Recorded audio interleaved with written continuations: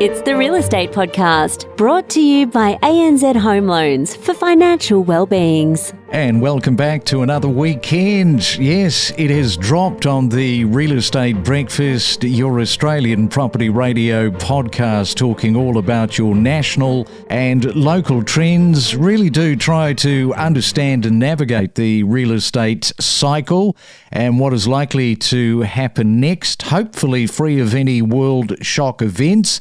And remember, you can now leave us a voice message. And if you are listening to us from outside of Australia or an expat, if you're migrating here, we'd love to hear from you.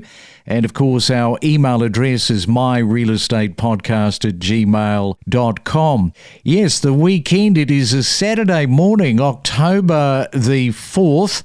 A new report from the Australian Housing and Urban Research Institute shows that Melbourne's most, what they call service-rich suburbs. What is that? Firstly, we should explain that. That is a suburb that has strong public transport links. You know, things like quality schools, medical facilities and job opportunities. These are what they call cluster suburbs close to the CBD. But convenience does come at a cost. Domain data reveals that only Flemington, with a median house price of $1.07 million, is the closest to the Greater Melbourne median of $1.06 million. Other high amenity suburbs, just take your pick. The higher the amenity suburbs, you look at Toorak, 3.9 million, the median, Glen Iris, 2.2, Caulfield North, 2.1, and South Yarra, 1.8. So service-rich suburbs, when you break it down, it's probably code for adding more money onto your mortgage.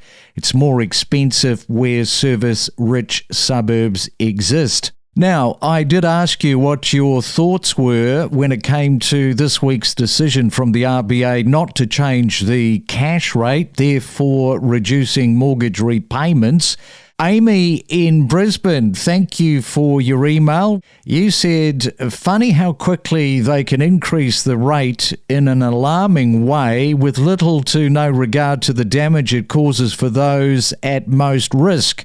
And the government, you say, needs to make a mandate for banks to keep the rates at the same level for those families who are most at risk, because it's breathing space for these people and will bridge between an extreme event to the market correcting itself. You say it's critical time that banks can, through a mandate, protect the vulnerable. I've got to say, that makes complete sense. I do agree that that would be a simple mechanism that would stop mortgages for some falling over and, more critically, stop the stress.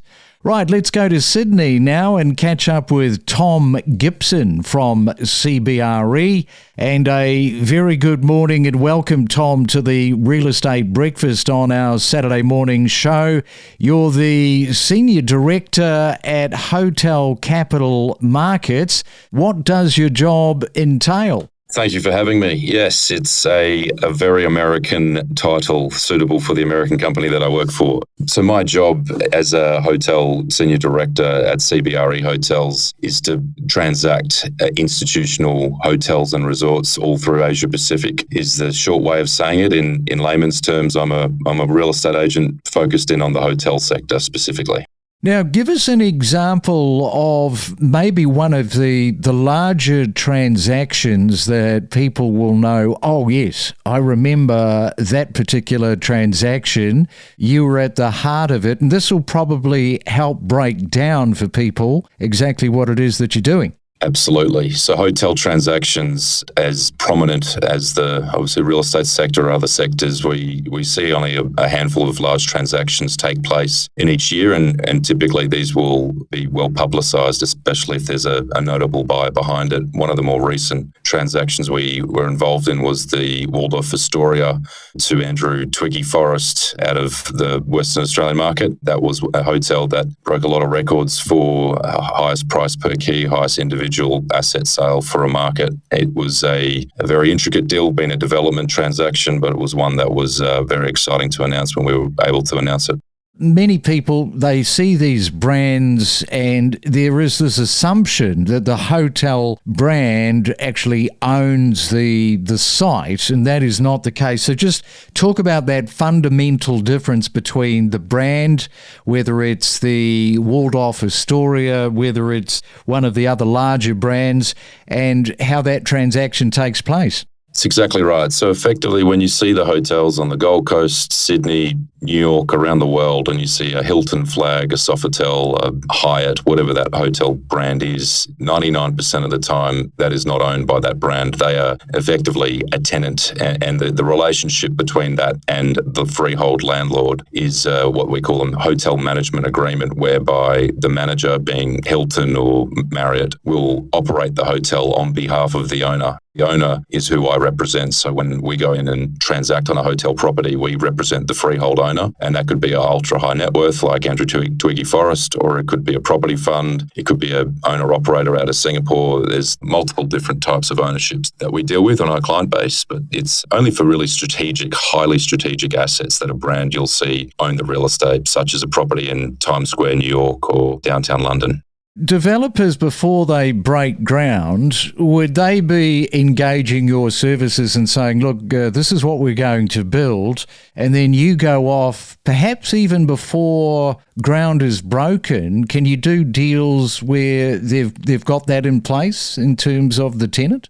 That's exactly right. So we come into the deal typically when a developer, on the development standpoint, will come into a deal when a development has identified a block of land that they think should be a hotel. What we'll do is a market demand study in that instance, where we look at the macroeconomic environment of that subject market and understand if there is a need for a hotel, and then further, what is the type of hotel that's required? Is it a 3-star hotel? Is it a Ritz-Carlton? Is it a Novotel? And we work back through to understand what's the recipe that works for developers, and from that basis it's then progresses to the relationships with hotel management groups that we would approach on behalf of a developer. So we would work with the developer to understand what their strategy is, to then go and have the conversations with Marriott, with Hilton, with Hyatt, with Accor, and say, right, here's a hotel, it's 200 rooms, it's a 4-star position product. What's your brand? What's a 5-year forecast look like? Please give me a proposal.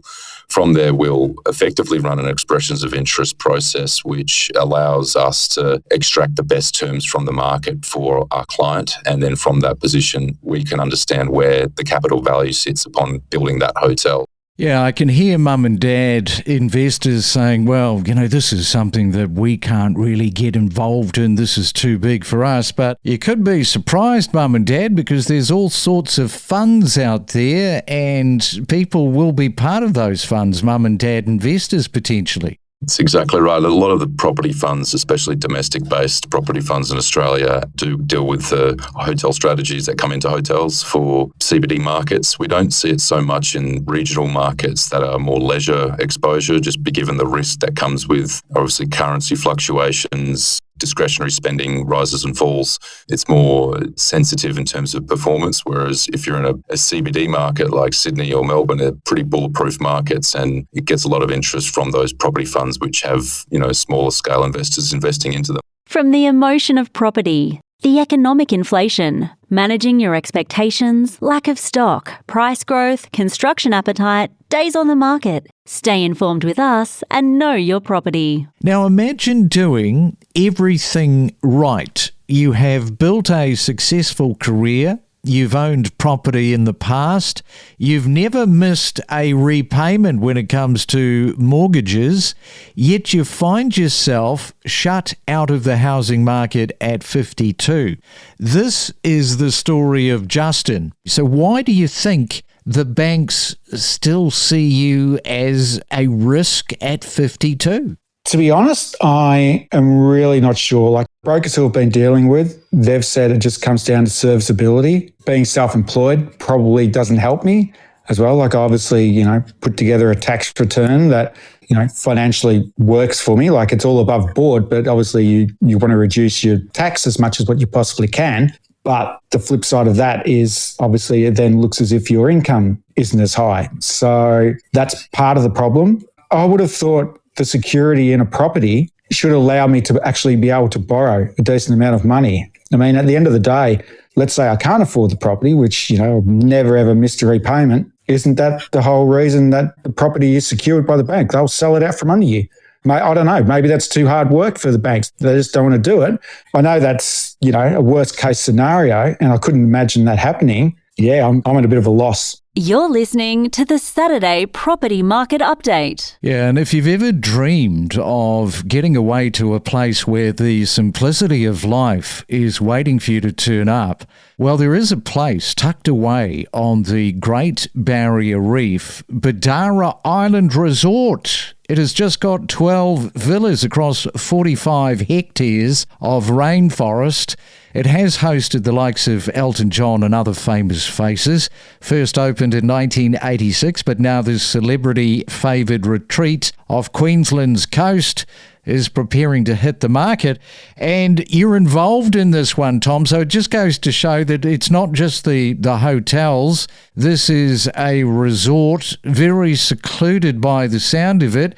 You guys would be having a bit of fun with this, wouldn't you? It is. Unfortunately, we do wear the suits when we're up on the resort, so it's not for all fun and games. Though in saying that, it is definitely a fun destination to go visit, and one that has been an exciting campaign to get to the market. We're very lucky to be managing the sales campaign of Bedarra Island Resort. A bit of a history of that asset. It's a bit of a pioneer in the luxury lodge sector in Australia. As you said, 1986, it's had some pretty prominent owners: P&O Resorts, the large cruise line, GPT, and then to the now owners, the Charlton family, who have done an incredible job in running that asset and keeping its authentic barefoot luxury operation. It's not trying to be ostentatious in terms of its luxury. You can walk into the bar, grab a 4X Gold and drink it anywhere on the island with your partner. It's not designed to be a large family resort. It's about exclusivity. It's about taking in nature. One night there feels like a week, and it's the best part of the Great Barrier Reef there, just off Mission Beach, and it's a pretty special place. And since COVID, people like to get away from it all. We know that celebrity star power, these sorts of islands are definitely attraction. Do you think that that's gone up in terms of marquee value for something like resort islands tucked away? I think these assets were the experts in social distancing as we learned through COVID, and as we come out of it, and there's more of a demand for these type of destinations where it's more of an experience to be secluded and have great hospitality. And I think that's the market's definitely shifting that way, and we're seeing that across both leisure and CBD markets, where hotels are trying to focus more on the guest experience more than anything, and it's so crucial to nail that.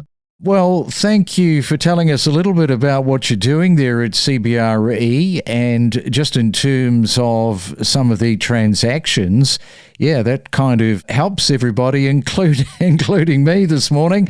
And thanks for coming on to the Real Estate Breakfast. Appreciate it. My pleasure. Thank you for having me. Explore new property destinations where you could live with exclusive interviews covering real estate news and market insights. If we're looking at 20% down in stock, effectively that will eventuate into a decent clearance rate. And frankly, this entire calendar year, the national clearance rate has been hovering around that 70 to 75%. And I don't see that changing, Craig, between now and the end of the year. I just want to come back to, the times that we live in. It's like COVID was a long time ago in people's minds. It was one of those shock events that took place, but it can happen again. It's not beyond us. And I do worry about these very large mortgages that people will take on. Absolutely. Look, when we say it could happen again, it will happen again. I've certainly auctioned off properties where owners have openly admitted, look, this is not going to be a capital gains or a profit exercise. It's just purely a reduction exercise, and I will be taking a haircut. But the opportunity cost of holding it is just too high. I want to move on and do other things. We connect you to the best real estate information across Australia. The Real Estate Podcast.